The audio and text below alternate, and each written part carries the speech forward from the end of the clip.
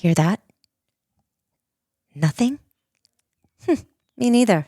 But that's the perfect spot for your company's name to step into the spotlight. Become an underwriter for As You Mic It and let every episode be your curtain call.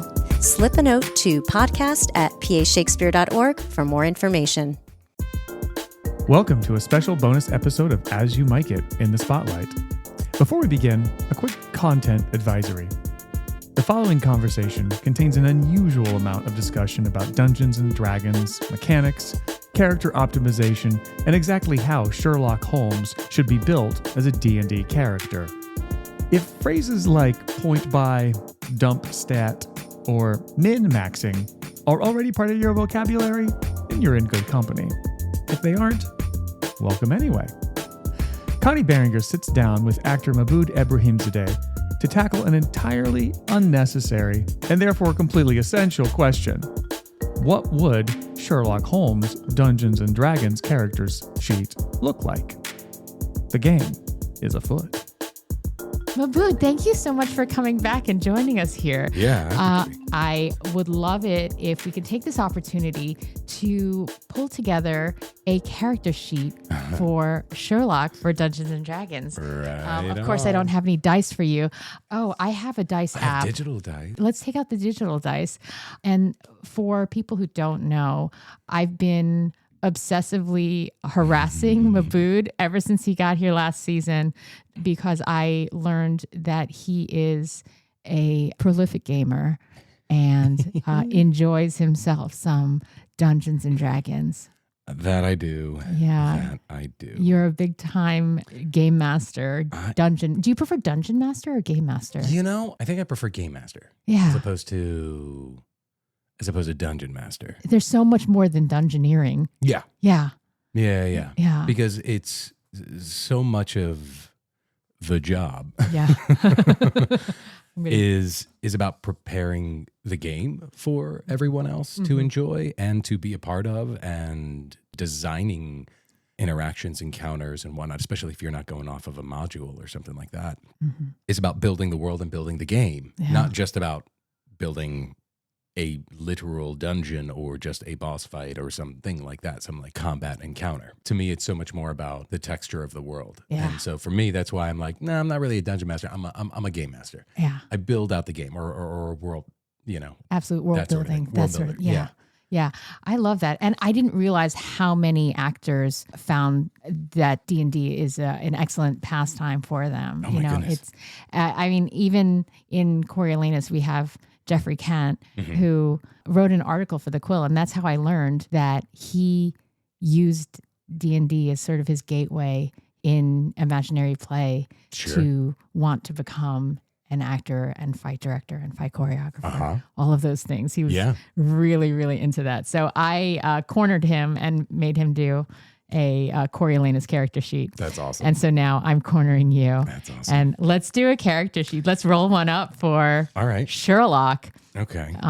So I was kind of contemplating this. What kind of class do you think Sherlock would be? Are we talking standard books or are we talking every book? We're all of them? Okay. I think that all of them. I think that it really, when I'm watching Ken Ludwig's Moriarty, that would be where his person is at that point. So that would have been gone through a whole bunch of the lore that already existed, the pre-existing lore. So it's not a youthful Sherlock. It's not a level 1 Sherlock.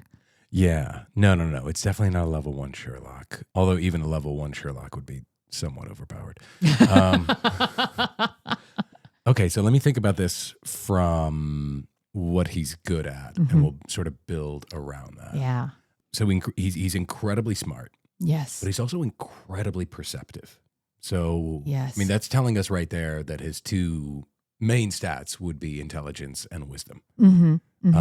He's perceptive, and he just has an incredible mind. So he understands how things work. Yeah. And he understands why those things work the way they do. Yeah. He has that encyclopedic knowledge that exists, and it goes beyond just perception. Beyond just perception. Yeah, exactly. Yeah. So, although that's off the charts as well. Yeah. And it's interesting. I feel like there are certain encounters that he wouldn't be good at. Like for instance, like an insight check, like to see whether someone is lying or telling the truth. Right. He does it in the show pretty well. But the other thing is, if it's not related to an investigation, he's not good at it. So if it's just speaking to another person, he might not know that what he has said has bothered them. Yeah. Do you know what I mean? So I his do. charisma has got to be low. And like I would, if I were GMing the game and Sherlock were playing and Sherlock was like, do they look bothered by what I said? And I would say, okay, roll insight with disadvantage. Yeah. Yeah. Like, because definitely. you are perceptive, but also you're not good at social interactions where you're trying to figure something out. Like if they were That's like, right. okay, is this person lying to me? Then I would say, okay, roll insight with advantage, for instance. Like, so I think there's an offset that can be had there. Okay. But as far as class goes, Yeah. I mean, he's not a magic user, but there's no real knowledge-based non-magic user class other than a rogue. He does have pretty good dexterity. Like he is Yeah. somewhat of a fighter, but I mean, do you think he would be a monk? A monk would be closer, It would be closer. but not physically. I don't think his physical traits are that high necessarily. I would say his strength is probably less than average. So sub 10, maybe 10 if you just wanted to be kind about it. Dexterity, probably average. Adequate. I think adequate, like 10, Yeah. maybe 12. I don't think he's above average. Right. I don't think he's above average dexterity. Constitution, From the many years of drug use. from the many years of drug use and his just sort of relentless pursuit of something where he doesn't sleep, he doesn't eat, he just keeps going. I would say his constitution is probably a bit higher. So I would go con, intelligence, and wisdom, and then charisma is probably his dump stat. Right. Definitely not a magic You user know? then. Yeah, no. So charisma and strength are probably his two lowest, his weakest stats. Right. And then as far as class goes, I think that kind of lends itself to maybe like an inquisitive rogue, you know, or Yeah. an investigative rogue at best. Because he is lawful, I think, but he's chaotic lawful, I think. He abides by a specific rule set that suits him. Yeah. Yeah. And he sticks by those rules. Not chaotic lawful. He would be good. No, he's neutral. I think he's neutral. He's good leaning neutral. Yeah. But he is lawful and he is kind of chaotic though. But is he neutral? Is he true neutral? Is his character true neutral? That doesn't exist ever. I know. He might right? be, because he abides by his own rule set. Right. And it is not necessarily one that is in keeping with society's rules. Right. But it's specific to what he does. He is willing to bend societal norms as it suits him. And at the same time, it is somewhat predictable, from Watson's point of view, how he's going to behave and act. So nothing is a surprise. So I wouldn't call him chaotic. Yeah. So maybe he's neutral good or lawful good. He might be lawful good. He might be. I think so. In that sort of lawful in the sense that he abides by his principles, not necessarily the principles of society at large. Right. The same way that like Vader is lawful evil, for Yes, instance? yes, because Do you know it's what I mean? a very specific rule set that works for Vader and the Empire, kind of. Yeah. So I feel like he's probably lawful good Yeah. or lawful leaning. Lawful good, lawful neutral. I Lawful think good, right lawful there. neutral. Yeah. Yeah. All right. We've got his alignment. Okay, so we got Yeah. his alignment. We got his somewhat alignment. Yeah. And I think it's probably rogue. He's definitely not a fighter. Definitely not a fighter. Yeah. At least not in our version. Right. Exactly. Not our Sherlock. Yeah. No. He's no Irene Adler. No, he's no Irene Adler. Yeah. I'm not used to having, I'm not He's used a hard one. It is a hard one. I'm just like sitting here. I'm like, I didn't think this would be so difficult. But, when I think about rogues, I don't often go to high intelligence, high wisdom. Well, yeah, because they usually use their dex for everything. Yeah. Well, It's a different skill set for that particular type of rogue. That's right. That's right. He weaponizes his intellect. That's right. probably going to be excellent at like lock picking and investigation. History, for sure. Yeah. Religion, almost certainly. I mean, his sleight of hand is probably good. Yeah, I would guess so. Perception is definitely up there. Persuasion is crap, Yeah. Insight is one or the other. Yeah, because I do feel like there is a little something to him where he can't read the room all the time. Yeah. Yeah. And he definitely, and he doesn't always understand why people can't see what's so clear to him, Yeah. So maybe he's socially high awkward. intelligence, Yeah. medium wisdom, like medium good wisdom, Mm-hmm. but has expertise in perception or something to that effect, like a rogue would, right? Like a so rogue would. Mm-hmm. that helps him out there a little bit. That's definitely I think. closest to the mark. I think we're starting to get there, actually. I think we are definitely starting Holy to dial shit, Sherlock this is a bit of a rogue. in. That's right. Because he's not a wizard. No, he's Even though definitely he's super not. smart. Mm-hmm. He's not a sorcerer. He doesn't have any sort of innate magical abilities or Yeah. anything like that. I wouldn't call him a bard because he doesn't really charm the world or really advance the people around him. Yeah. No. Not a cleric. Definitely not a cleric. Definitely not like an artificer, not a warlock. Although you could make an argument that he has some warlock in him. Not a Just that he has swordsman. made this pact with himself. As he is the best person he knows. Mm-hmm. Yeah. Yeah, it's weird. He is his own deity in that sense. Oh, God. Right. Oh, that's creepy. Yeah, I think- that's a little too much for it. All right, I think we go Inquisitive Rogue. Yeah. Should we roll some dice? Yeah. All right. Are we going to min-max him? Obviously, we min-max him. All right, so we're rolling 46. Best three. Yes. Keep three? Yep. Yes. All right, so 1, 2, 3, 4. Oh, hell. Oh, well, Hell that yeah. makes so much That's sense. a 5, a 5, a 6, and a 6. So a 17 to start with. Yeah, All right. I think I should take a photo of this just to show that we are on the up and up. All right, so we got a 17. These are open rolls. Open rolls, indeed. All right, and then how do you click? There we go. And then 1, 2, 3, 4.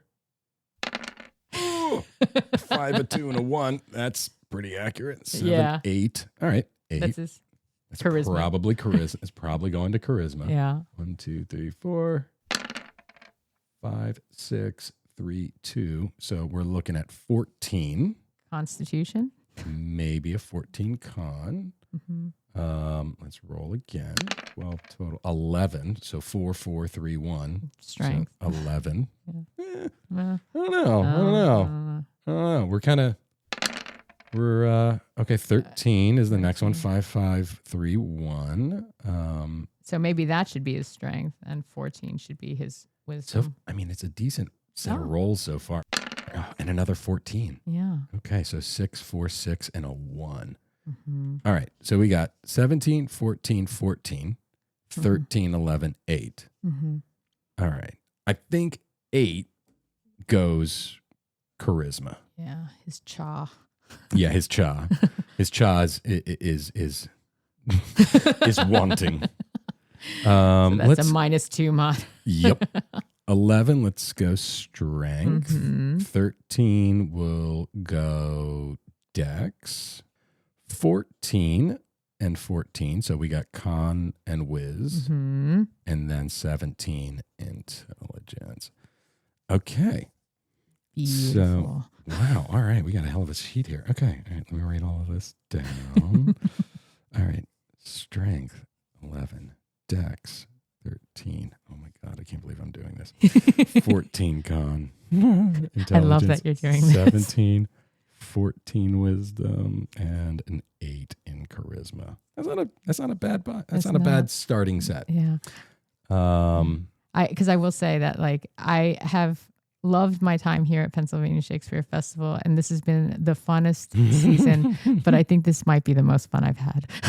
Right? Right? This is literally the best thing I've done this week.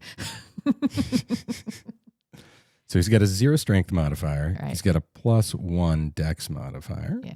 Got a +2 in con. Mm-hmm. 3 in intelligence, Mhm. and a +2 in wisdom, and a -2 -2. in charisma. Right. Hell And yeah. this is just his starting stats. That's his starting His stats. starting Those are stats. We starting. haven't even gotten him past level 1 yet. Yep, this is true. So we're going rogue. I think inquisitive is the subclass that I like for this. Yeah. Because there's another one Let me see. that I'm trying to think of. I have to go into my Roll20 account. I think inquisitive is the right class. Are we playing by we're not playing at all. This is my favorite part of the game is character creation. Ooh, mastermind or inquisitive? Mastermind might be. It might be mastermind. Mastermind. Is that in the handbook? Mastermind. Oh, Xanathar's. Yeah, Xanathar's. no. I that is acceptable. Yeah, no, it's a published book. Yeah. It's a published thing. Yeah. Because I don't think he's a thief. He's not a swashbuckler. He's definitely not a soul knife, not a scout, not a phantom, not an assassin, not an arcane trickster. He's inquisitive or mastermind. Those are the two. What is the main difference between the two? I think it's their ability to use disguises and forgery. I would guess. I think their perception is super, super good. If I had to boil it down to their salient points, inquisitive rogue is their investigation is off the hook. Yeah. Yeah. Yeah, I think that's the right call. Yeah. Mm-hmm. Inquisitive. Yeah. As much as I'd like to think of Sherlock Holmes as a master of disguise, I don't. This is his disguise. Not. It is 100% pointer finger over his lip. Background, hermit? Yes. Hermit scholar? Yes, hermit scholar. And I'm assuming he's a human. Well, is he? I mean, in this, barely. But we're going human because that's what we have. He could be a halfling only because he seems luckier than most. It's like a little hobbit of a Sherlock. All right, so we got a human inquisitive rogue Sherlock who's a hermit scholar. We've got his basic stats. Yeah. I think that's a hell of a start build right there. I think that's a great build to start. It makes so much sense. Yeah. And then, we don't have to get him all the way up to level 18, which I think he's probably at right now. Sure. I don't think he's a level 20 yet. He's not a god creature yet. So just by going inquisitive, that's at least level 3. So let's just look at those level 3 things real quick, just so we see. So when you choose this archetype at 3rd level, you develop a keen ear for picking out lies. Whenever you make a wisdom, treat a roll of 7 or lower on a d20. Okay, great. Okay. 3rd level, you use a bonus action to make a wisdom perception check to spot a hidden creature or object, or to make an intelligence investigation check to uncover and decipher clues. Yes. 100%. Yes. Insightful fighting. At 3rd level, you gain the ability to decipher opponents' tactics and develop a counter to them. So far, that tracks. And at 9th level, he gets steady eye. Yeah, steady eye. Gain advantage on any wisdom perception check or intelligence investigation check if you move no more than half your speed on the same turn, which he does. He frequently just kind of slowly prowls and looks at a room. That's right. And picks everything out. Absolutely. Right. Yeah, this is the dude. Yeah. Unerring eye. All right. That's hell yeah. I think that's absolutely right. Yeah. He knows thieves can't. Yep. He knows how they speak. He's got expertise. At level 1, choose 2 of your skill proficiencies. At 6, you get 2 more of your proficiency skills, get expertise. So what his expertise would absolutely be investigation. So we're going to put an X on investigation. We're putting an X on perception. Yeah. We're going to give him an X on history because he remembers everything. Yeah, he has that eidetic memory. What else would he be good at? Now, this is a hot take, but I'm going to guess survival. I was going to say survival or medicine. Yeah. He definitely has a keen awareness of poisons and drugs. But then I would argue for survival as well because he is craftier or more skilled at staying alive when a lot of people do want to kill him. So, But I think probably medicine is more on on target. I think he's definitely proficient in survival. Mm-hmm. Mm-hmm. Yeah, but I do think it's investigation, medicine, perception. Yes. Or is it? It's not nature. I think nature would definitely help us with the min-maxing. Yeah. Yeah. So probably proficient with nature, proficient with survival, proficient with sleight of hand, and then everything else is just outrageously good. Yeah. We can give him a good item to help. Well, yeah. Yeah. But plus also like once you actually level him up to 9, 10 or something like that. Yeah. He'll be stacked. Yeah, we'll definitely stack the intelligence all the way. Max out the. You know what I'm gonna do? I'll go back to my spot, and when I get home, I'm gonna look at this, and I'll build out a level 10 inquisitive rogue Sherlock for you. Oh my and goodness! We can make share it public that with we can the share world. It if you Yeah, want. yeah. I would love that. Also, if you don't have time for that, I absolutely respect that too. Well, this is the sort of thing that I unwisely make time for. Literally the best week of this summer. Yeah. And if he has a feat, he's absolutely taking the observant feat. Yes. There you go. You know, Mm-hmm. Mm-hmm. Mm-hmm. maybe alert. Yeah.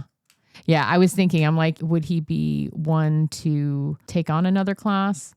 And I say no. I say no. I think in creating this, like, I don't think he would multi-class. I don't either. If he were, Monk would probably be in there. Plus, that kind of plays on the lore of the underground Street Fighter version of Sherlock that we sometimes see in films and whatnot, where like he's surprisingly good at hand-to-hand. Yeah. Not great. Not great, but like really good and can mostly... he can hit, it doesn't do as much damage as you want it to do. Absolutely doesn't. It absolutely doesn't. But he does it quickly. But he does it quickly, yeah. Probably a better fencer, which gels well with the rogue. Yeah. Which means he's going to have to up his decks a little bit. But just a little bit. Maybe there's a version of like a pact that he can take where he can use his intelligence instead of his dex for weapon attacks. Kind of like a Hexblade Warlock kind of a thing. Yeah. So instead of using... where a Hexblade would use their charisma in place of their dex. Maybe he uses his intelligence. Yeah. I mean, I would be, if I was GMing that game, I would try and find a way to make that possible, because I think that's a worthwhile endeavor. Like, okay, you want to take a level in Warlock? All right, well, let's do that. Maybe it's the Great Old One or some weird entity, or if it's a homebrew world, then, finding maybe he's making a pact to Encyclopedia Britannica. I don't know. Oh, great. Encyclopedia Britannica. Yeah. It's not like they haven't glossed over things. Oh my gosh. Maboud, thank you so much for doing this. Yeah, I absolutely. really appreciate you taking this crazy moment and crazy thought of ours and totally agreeing to this. This is amazing. This is absolutely fun. This was so fun to do. No, I appreciate it. I appreciate it. Yeah. Excellent. Well, I expect to see your homework soon. Yes, definitely. Definitely. I'm going to put this on here. What was Coriolanus's?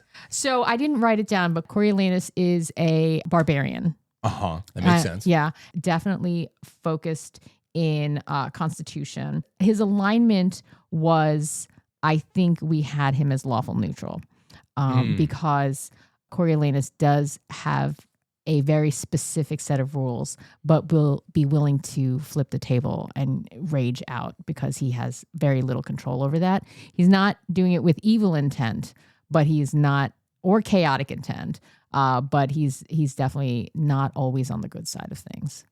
Yeah. Yeah. His heart, he feels like his heart's in the right place, but I think he's got a little too much ego to say good. Yeah. He's borderline Anakin. Yeah. Like that's right. He's right. kind of getting there, maybe in a different universe. Yeah. If something really particularly tragic happened, maybe that he gets pushed into that world. That's right. I could see that. I could absolutely see that. Yeah. Barbarian. Yeah. I was thinking fighter just because of his like second wind ability. That's actually what I thought. And then Jeffrey comes in right with barbarian because he went right there. And Yeah. I was a little surprised by that. But he was talking about the rage that he carries and like for the sure. anger that he carries in a way that isn't as elegant as a fighter sometimes. And I did not go there originally, but I think that that's fantastic. No, that's a good one. Yeah. I think we were also thinking about, because of his relationship with his mother, she's just another party member who, a very manipulative part of the party. So, and she has a lot of control. So she's going to be this weird kind of, I think a weird kind of cleric actually, because she has a lot of strength and a lot of control, but then she also buffs him in a weird way. Sure. Yeah. Sure. So I don't. She's a little creepy. She's a lot creepy. I have so many specific thoughts about Volumnia that I think that it doesn't always track with like the traditional telling. So I'm super curious about what Friday's going to look like, because that's going to be my first time seeing it in its entirety. Wow. I haven't been. I like to wait until opening night to see everything. Sure. So, that gives me that nice surprise coming in, because Yeah. I have preconceived notions, and I like to hold those thoughts until it explodes on stage. So, I mean, explode in a good way. Yes. Yeah. Yes. Of course. Oh man, dude. This was so much fun, Connie. You know what? I'm telling you, we have to have our own podcast where we do. Forget Critical Role. This is it. This is it right here. This is it. Yeah. Just hide from everything else and just like sit here and let's nerd just out. call Mercer and Mulligan Okay. and get all of those folks up in here. I'll make that happen. And we'll do a mashup of all of the different plays and have everybody play those characters in a world that they make for us, where like the universes collide. I think that is Like the if best the idea. universe of Coriolanus collided with the universe of Sherlock, collided with the universe of some other, character from a play that we did or something. Maybe one of the bards was one of the guys from MDQ. Yeah. Honestly, I think because we have this character sheet, this is the perfect proof of concept for all of this. It really this is really happening. And since this season is going to be over in like a week and a half, I'm going to need something to do for the rest of August. So I'm going to start getting on the phone. Get on it. I'm like, look, I've got proof of concept all over this shit. So we're going to make it happen. Yep. Oh my God, that would be awesome. That would be so much fun. This would be too much fun. I would absolutely, and then you have that beautiful baritone of yours that would just make this. Oh, why, thank you. You're welcome. All right. Thank you, Maboud. Thank you. And that's our bonus episode of As You Might Get. Whether you came for Sherlock Holmes, Dungeons and Dragons, or simply a conversation between two people who clearly enjoyed going down this particular rabbit hole far too much, thanks for listening, and we'll see you at Labuda. Thank you for listening to As You Might Get, a Pennsylvania Shakespeare Festival presentation recorded on the beautiful campus of DeSales University. Our music is by Cedric Lamar, with hosts Jason King-Jones, Kim Carson, and Connie Behringer. Our podcast intern is James Nardiello. For more information on our summer theater series, giving opportunities, tickets, and more, visit our website at pashakespeare.org. Be sure to like, subscribe, and we'll see you at Labuda. Behind every standing ovation is a network of patrons who know that theater changes lives. With tickets funding only half the cost, PSF counts on contributions to produce world-class theater, cultivate new audiences, and nurture future generations of artists. Give today at pashakespeare.org/support. Great theater is a collaboration both on stage and off.